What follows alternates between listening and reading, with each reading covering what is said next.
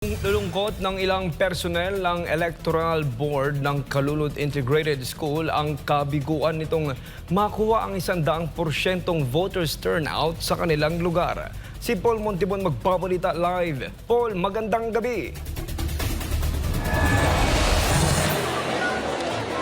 Magandang gabi sa iyo, Kyle. Mula pa rin dito sa Calulod, San Fernando City, Pampanga ay eksaktong alas 7 ngayong gabi ay opisyal nang isinara ang pagtanggap ng mga botante.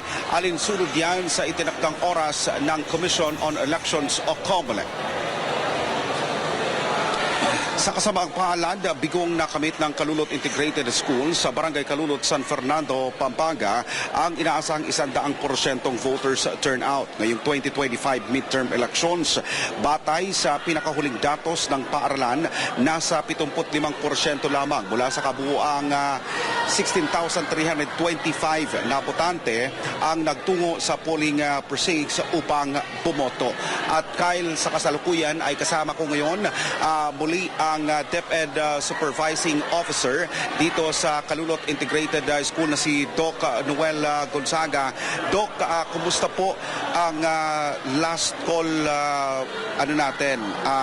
situation bago magsara ang 7 o'clock o 7 p.m. na call time para sa pagtanggap ng mga botante? Katulad po ng dalangin natin kanina umaga, sa una nating panayam kanina, dinadalangin natin ang isang mapayapa at successful na NLE election. At ay naman po yung pinagbigyan ng Angkong May Kapal. Nakikita naman po natin sa mga reaksyon ng tao na ito ay talagang successful. Bago naman po magsara ang botohan sa ganap na alas 7 ng gabi, lahat po ng ating mga electoral boards workers ay nagpaalala sa lahat ng mga tao na hanggang alas 7 lamang ang pagboto sa kanilang mga presinto. Pinaalalahanan din ang lahat ng mga nakapila na sila ay bibigyan pa rin ng pagkakataon basta nandito pa rin sila sa loob ng presinto nila. 75% lang ang nakuha natin na voters turnout doon sa 16,325, pero hindi na rin masama yan. Ano nyo nakuha natin mga impormasyon? Bakit hindi sila nakapunta dito, nagtungo at hindi nakaboto? Dun sa binigay naming informasyon kanina na 75% lamang ang mga total na naboto ngayon, it is just a rough estimation. We still yet to determine how many of our total voters already actually voted. We'll be giving the exact numbers once we are done consolidating po yun. Pero as per our assessment, marami naman po talaga ang nakapagboto, hindi lang po siguro 75%. Ngayon, yung sa mga hindi po nakapagboto, marahil ang kanilang dahilan ay sila ay nagtatrabaho or baka hindi makaalis sa kanilang mga pamamahay dahil meron po silang importanteng dapat gawin sa kanilang Pero katulad ng sinabi ko, generally successful po ang ating election or local election dito sa Barangay Calulod. Nakakalungkot nga lang dahil syempre pribilehiyo, isang malaking pagkakataon na tayo ay makibahagi sa pagpili ng mga susunod na mga leader ng bansa, pero wala tayo. Katulad ng sinabi ko kanina, we should always exercise our right of suffrage. Isa yan sa ating mga kailangan ng exercise. Kaya po sana sa susunod na halalan, make sure na pumunta po kayo sa kanya-kanyang mga presinto para makapagboto po kayo at makapili po kayo kung sino ang susunod na mamumuno sa ating barangay at sa ating syudad. Maraming salamat, Doc Noel Gonzaga.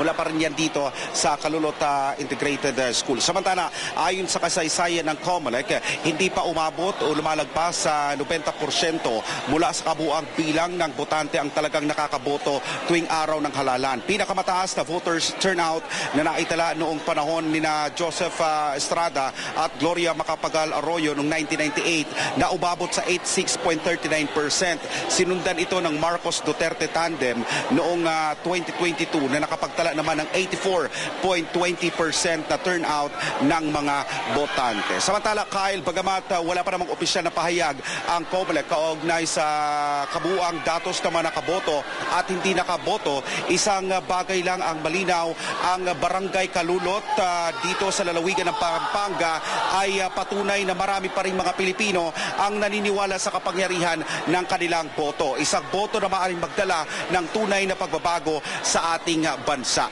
Pinakahuling na lang na update, Kyle, at sa mga kababayan ho natin, makikita natin dyan sa monitor, sa TV natin, na nasaksihan din natin ang transmission ng mga data galing sa isang presinto dito mismo sa Integrated School ng Kalulot.